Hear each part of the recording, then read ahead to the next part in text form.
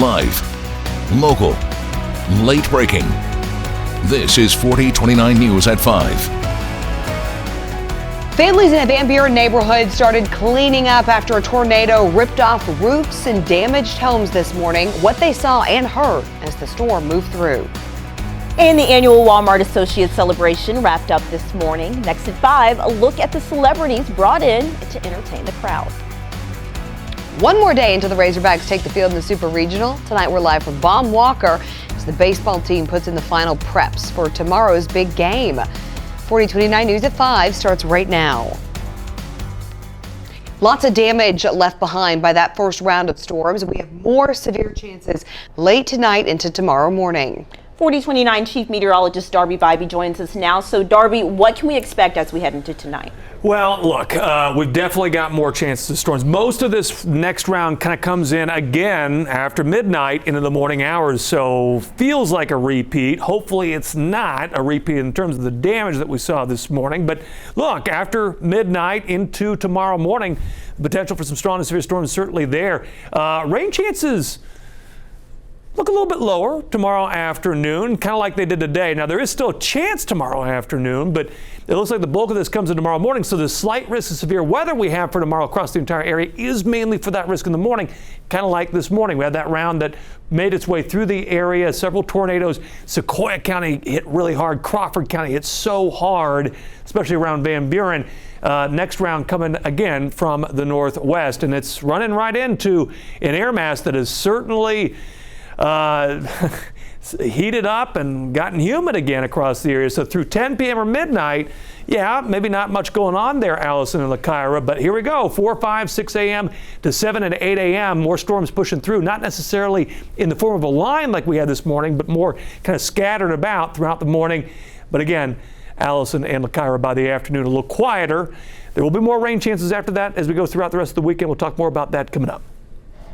And with the risk of storms over the next couple of days, it's important that you are staying up to date on current weather conditions with the 4029 News app. You can set custom alerts to find out what's happening near you. That app is free to download.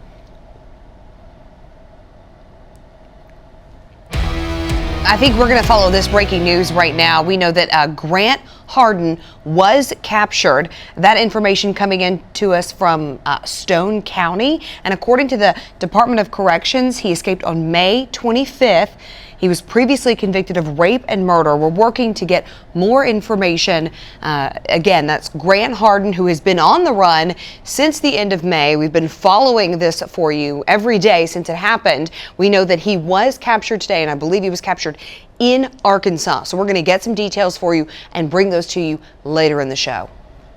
Now we'll get to Brett Rains, who is live in the neighborhood that saw the most destruction from the storm this morning. He has the latest on the injuries and the number of homes that were damaged. Brett. Well, guys, as of right now, police tell us that 2 people had to be taken to the hospital. Fortunately, they've not had any reports of serious injuries from this morning's storms. And we're live along 19th Street and Osier Circle here in Van Buren, where many homes were damaged and some, like the one behind me, were destroyed. Now, it was just before 8 a.m. this morning when police say the damage reports started coming in as the wind ripped off roofs and sent debris flying throughout the Van Buren neighborhood. Family members who live at this duplex say their grandparents had to go to the hospital after the front wall collapsed. Family members say they had to get stitches and staples, but fortunately, they're okay. And the people who were home when the storm hit had to take cover immediately. And those who were not home had to rush back to check on their loved ones. Scary. It terrified me when I was running. I had to park over there at the hospital and run over here. It's very terrifying. I was on my way to work and I saw everything on Facebook and I had to check on my mom. When you checked on her? She was in her room. There's no electricity. She didn't have her phone or anything. She accidentally left it at work yesterday, so she was just sitting there in the dark, didn't really know what was going on. Sirens had went off, and I ran in and got in the tub. Next thing I know, the ceiling's down on me. It was just loud, and all I really heard was just everything falling and crashing. I've lost everything. Everything. And we know the Red Cross has been out on scene trying to help residents who are impacted by the storm this morning. As of right now, emergency managers say at least 50 structures were damaged just here in Van Buren alone. Now, the Salvation Army is offering meals to anyone in need. That's happening right next to here at the Crawford County Emergency Operations Center. Those meals, the service should be about just to be underway. And again, fortunately, there were no reports of any serious injuries. Live in Van Buren, Brett Rains, 4029 News. Look at this drone video from 4029 in the Skyview drone showing extensive damage to that Van Buren neighborhood. Many roofs were torn off the homes, and there are tarps and roofs on many other homes. And if you took pictures of the damage from the storms in your area this morning, you can share them by joining our 4029U local Facebook group, and you might see them right here on air. Right now, work's underway to help those displaced by the tornado this morning. 4029's Chip Scarborough is live in Van Buren with the big task to make sure that everyone has a roof over their head. Chip.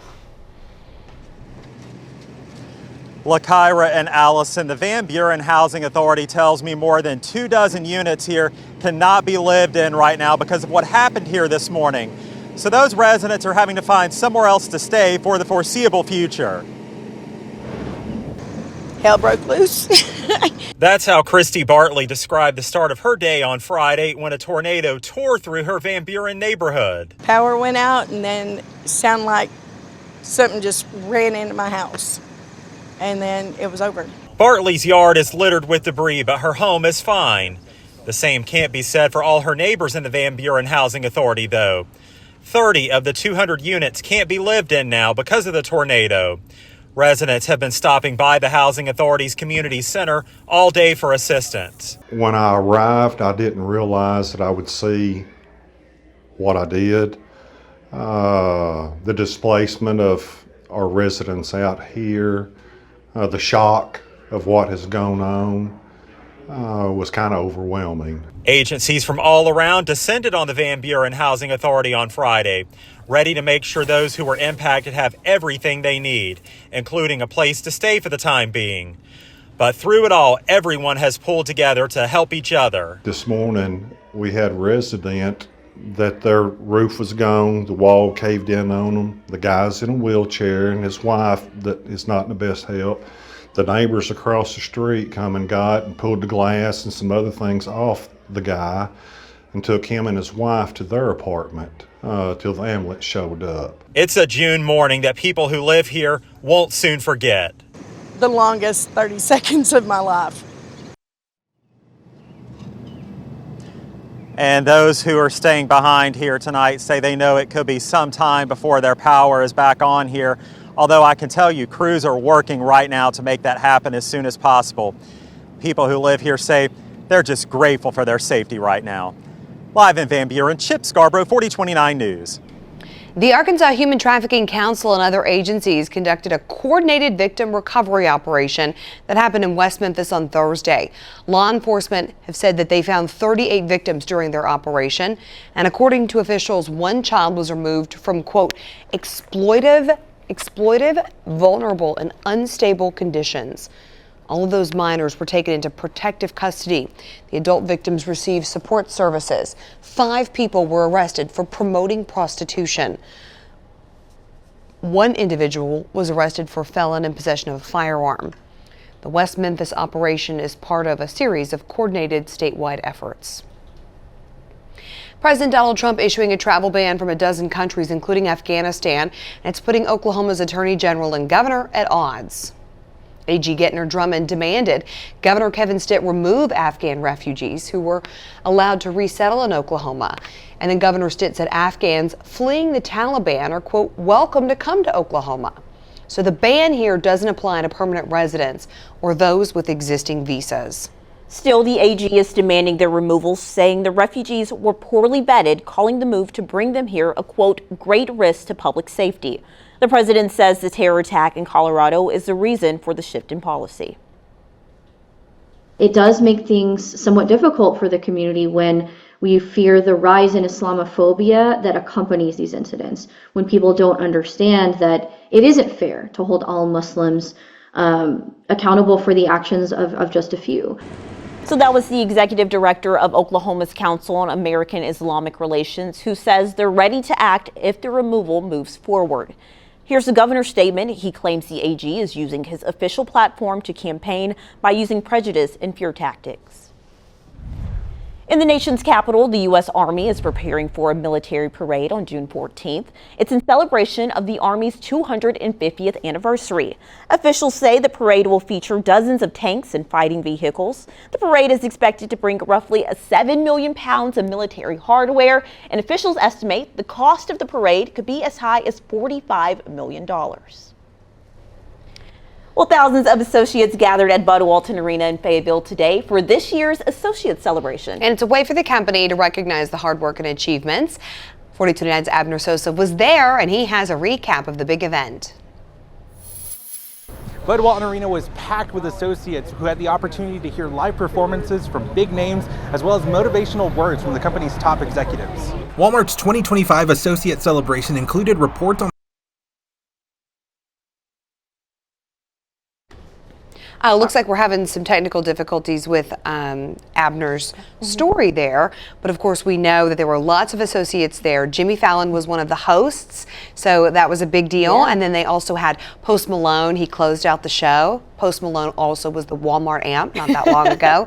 And several other performers. Yeah, we had Camila Cabello. I know she was there. Noah Khan, too. So had a couple of celebrities out there. Yeah, of course. Yeah, and as we know, this is normally the time when some of those associates who've come to Northwest Arkansas have left and they're going back to their homes. So hopefully they had a great week. All right. We're going to move to this now. A political feud is exploding in real time. President Trump versus former head of Doge, Elon Musk. Our White House correspondent's at the Capitol with the continued fallout from their public feud and why the war of words could have a larger impact. And the Hogs are getting ready for super regional play. We're at Baum Walker next, where our sports team has the latest on the postseason matchup with Tennessee.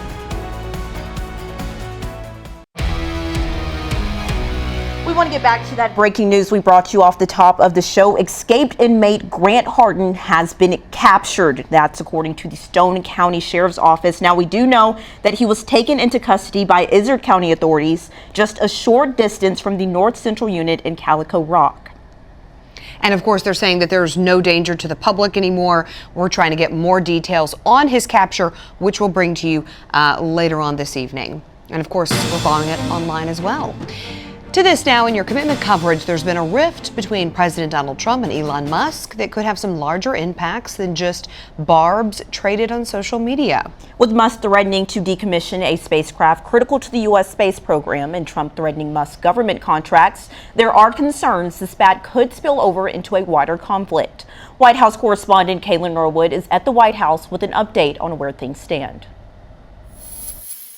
Right now, the two sides aren't talking. A White House official tells me they have no calls planned with Elon Musk Friday, and President Trump is now considering selling the red Tesla he bought to support him as the relationship falls apart. A once powerful political alliance imploding in real time. Elon and I had a great relationship.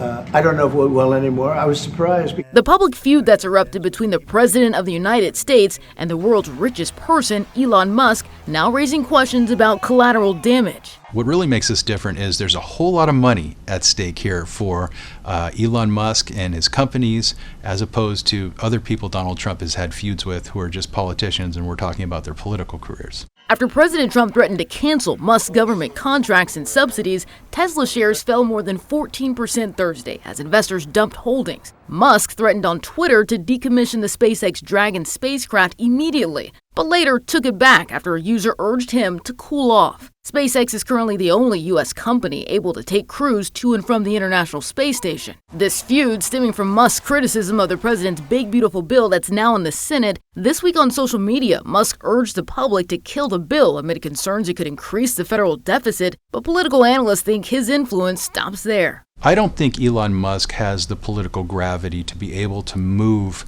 members of Congress the way Donald Trump has. But Democrats hope Musk's dissent turns enough Republicans against it. At this moment, we just need a handful of Senate Republicans to do the right thing. While some analysts don't think this feud will affect the bill's chances of passing, they do think it will allow for more changes to it. For example, some Republicans who are concerned about the size of the bill may be able to reduce it down. Reporting from the White House, I'm Kayla Norwood.